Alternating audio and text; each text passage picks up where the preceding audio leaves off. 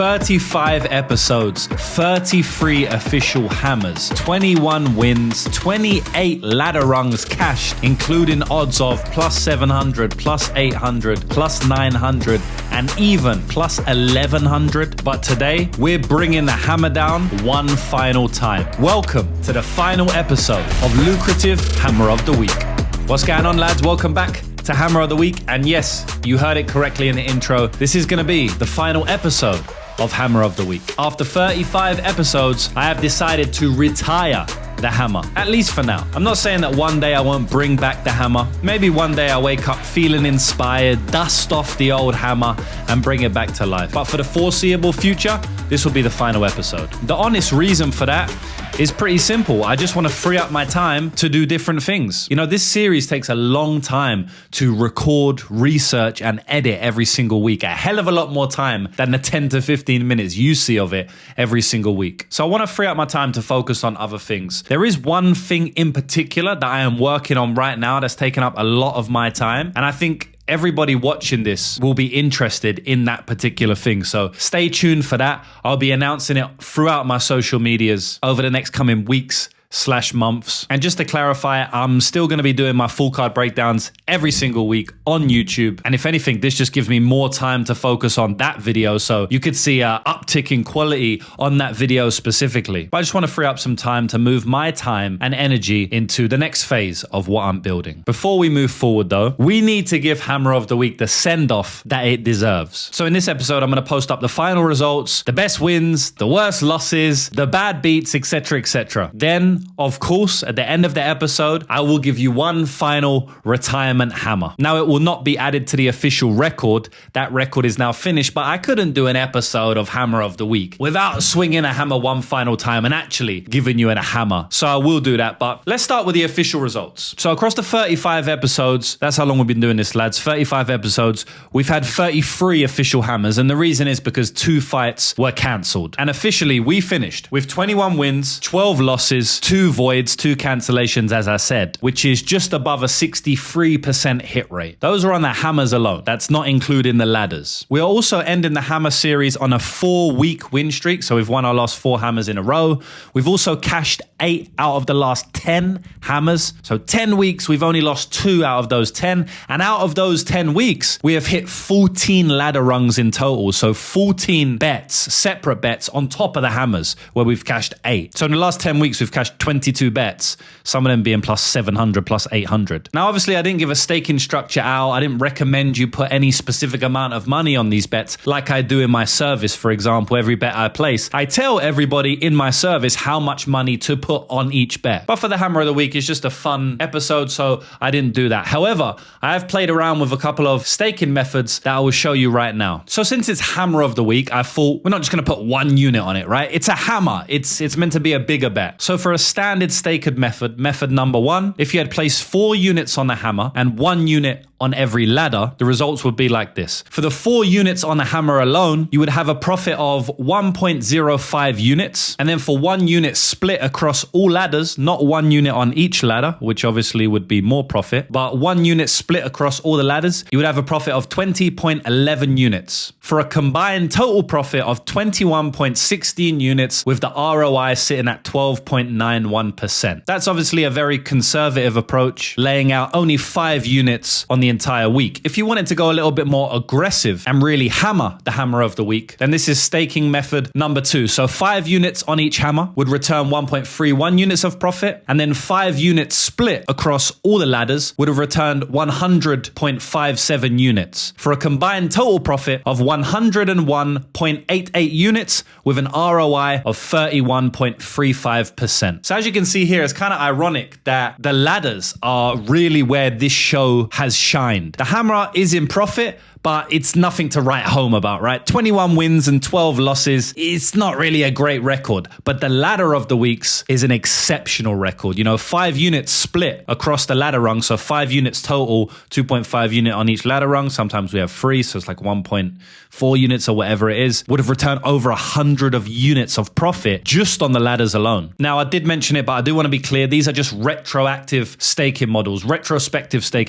Because I never gave out a actual staking model for the hammer. It was just a piece of fun content that I made every single week. There was never a mandatory staking method for the hammer. But either way, the numbers tell the same story. Now, looking at these results of the hammers, it's actually funny because the series perfectly described or perfectly showed you what type of bettor I am. I've never wanted to spend my entire betting career laying a minus 300 favorite just to say, oh, this pick hit, or my hit ratio is high. You know, you can bump up your hit ratio by laying minus 400s every single week. And by the way, there's nothing wrong with using favorites, right? When the price is correct, there's nothing wrong with it. There can be value on a minus 300 favorite. But generally speaking, the real money is made on underdogs. The real money is often made outside of minus 300s and minus 400s. And that's what I showed in the show. You know, the hammer gave us the foundation, but the ladders gave us the edge. The ladders are where we really shined. So like I said, we cashed 28 individual ladder rungs across the entirety of the episodes, 28 ladder rungs in 35 episodes. And listen to some of these odds that we cashed. Plus 650, plus 950, plus 800, plus 1100. Now, obviously, you're not going to hit every one of these bets, right? 10 to 1, 9 to 1, 8 to 1. But you don't need to. When you're cashing bets like that, as we did throughout the entirety of the 35 episodes, barely going even a few episodes without hitting one. When you're cashing numbers like that, one single win can cover a lot of misses. So I'm extremely happy, like honestly over the moon with the way the ladders performed. I couldn't have hoped for any better. And I hope that a lot of you cashed along, and I know you did as well, cashed along with me on those ladders specifically. I started this series about a year ago, something like that, and it started pretty badly. We lost our first hammer.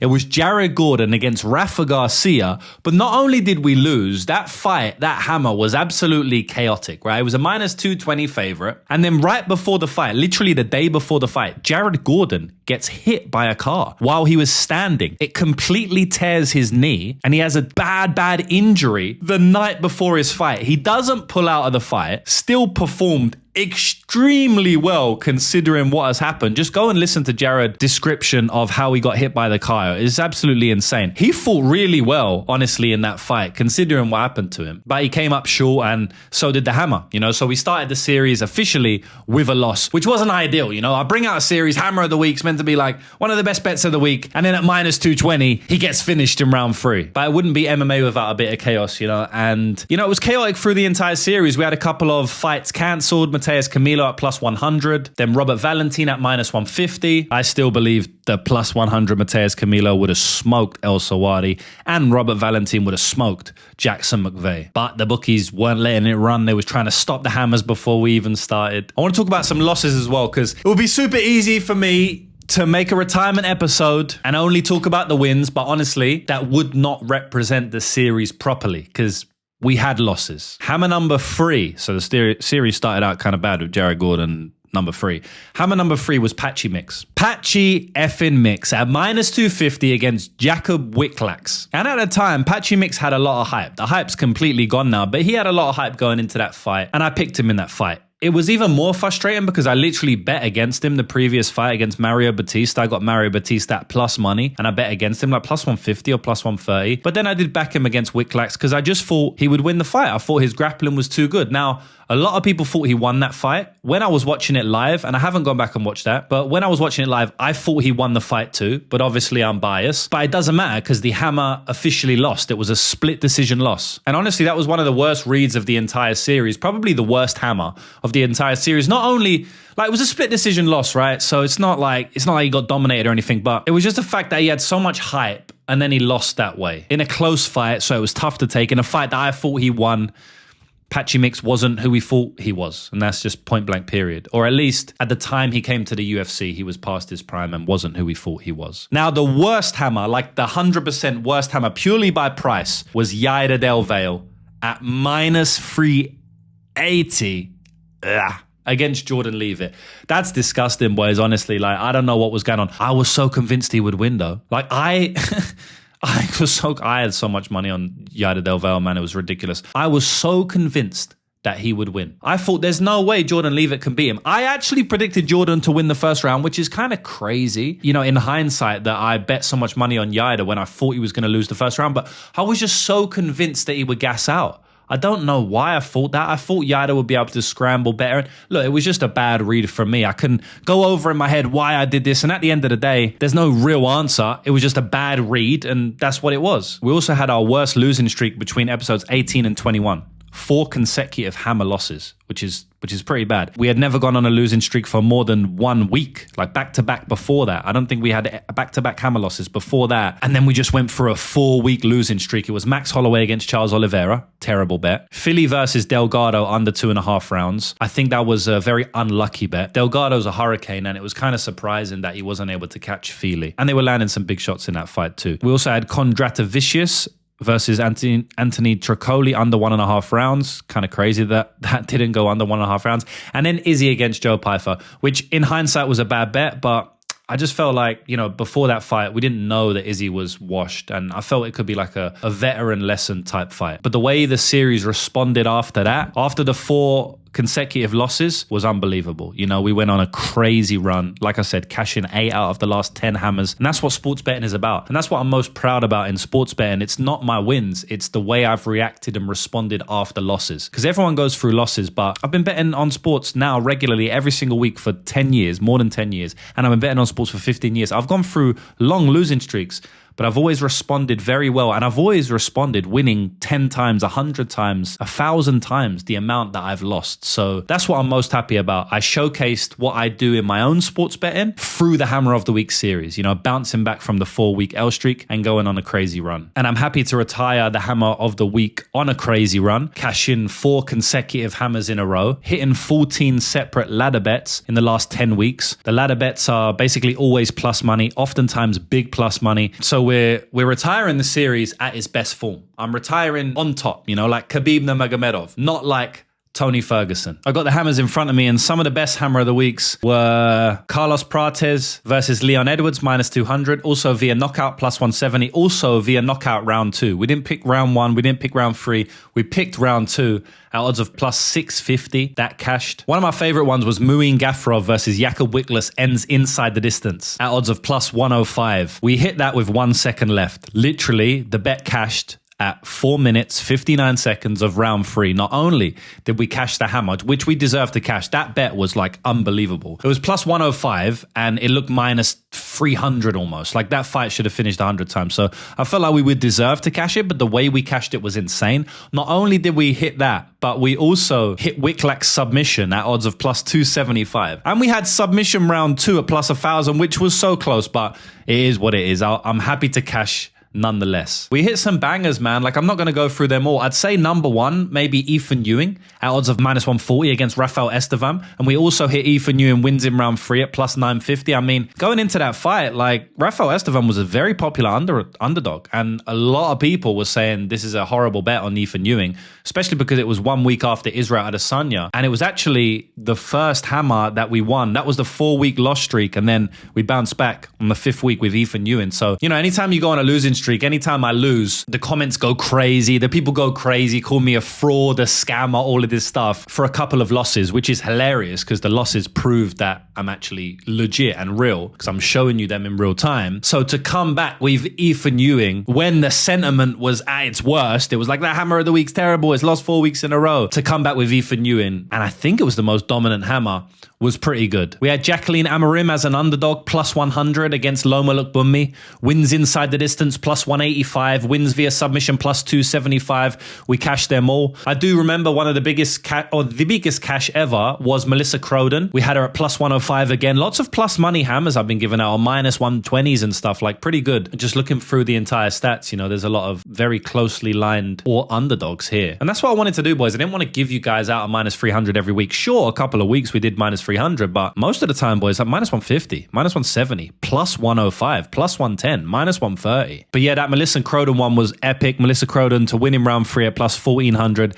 That was one of my favorite. The last one The last one was one of my favorites, Tommy McMillan. I had $150,000 on him personally, and I gave him out as Hammer of the Week as well. I had a max bet on him personally and Hammer of the Week, and he smashed the hell out of Alberto Montes. It was basically a mismatch, and he finished him in round 3, and we cashed round 3 as well, plus 800. So that's it, lads. Like, there's a lot I could go through, but I don't want an episode just to go on forever. At the end of the day, you are here for a hammer. But before I give you that hammer, I genuinely want to thank everybody who watched this series. Even if you hated on me in the comments, all love to you. If you supported me in the comments, all love to you. You are the people who helped turn this into a real series. Whether you came into the comments to say you're betting on the hammer or to tell me that you're fading the hammer, without you, the series wouldn't be possible because no one would be watching it. So I wouldn't make it. So thank you. We had wins, we had losses, we had crazy ladder cashes, cancelled fights, people getting hit by cars, bad beats, bad bets. It was an absolute roller coaster. But the final numbers do not lie. We finish in profit. We finish on a 4-week hammer winning streak. We cash 8 of the final 10, and we end up with more than 100 units on the aggressive staking method that I showed you. I also want to thank my team, most importantly, my editing maestro, for the work that he has put into the episodes every week, and for his epic work on the crazy AI slop that we inputted into this episode every week. I know a lot of people loved it. I know a lot of people hated it, but everybody tuned in, and that's what matters most. So shout out to my man. Genuinely appreciate your help on that one. We made it to 35 episodes, lads. I'm very proud of what we built. Now it's time to move on to bigger things. But first, one final swing of that damn hammer. So let's get to it. First, like I said, this final hammer will not be an official record, but I had to give you a hammer in the Hammer of the Week. So I'm not going to go in depth on why I'm picking this as a hammer, boys, but I will give you a hammer, and we will do a ladder to hammer section as well. So without further ado, let's take a look at what my final retirement hammer will be. It's great to enjoy some extra time on my hands after retiring the hammer, not to mention all the extra cash.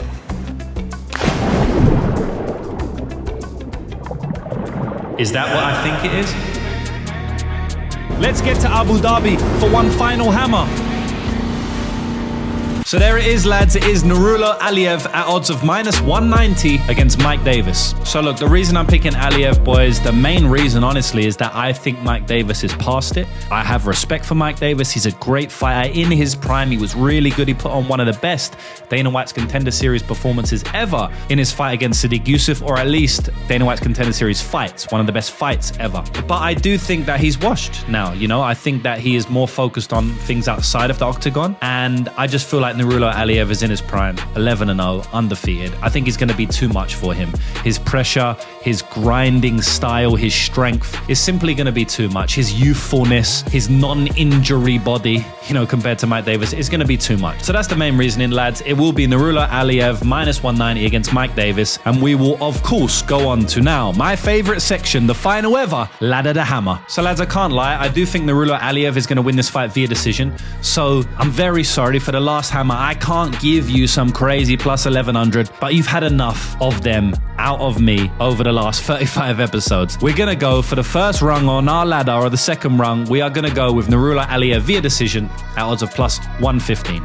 And for the third and final rung of our ladder, we're going to go Ankalaev via unanimous decision at odds of plus 135. So fingers crossed we hit another 2+ money ladders there, and fingers crossed the final ladder is a success. But like I said, it's a retirement hammer. I'm not going to include it in the official record, but I do hope it cashes. So that's it, boys. 35 episodes, 21 winning hammers, 28 ladder rungs hit, plus 1100s, plus 1500s, plus 900s, and hopefully one final winner to send us home. Thank you to everybody who watched, commented, and supported this series over the last year, and keep an eye on this channel because I'll be revealing what I am working on very soon. So for one last time, that is this week's Lucrative Hammer of the Week. Goodbye.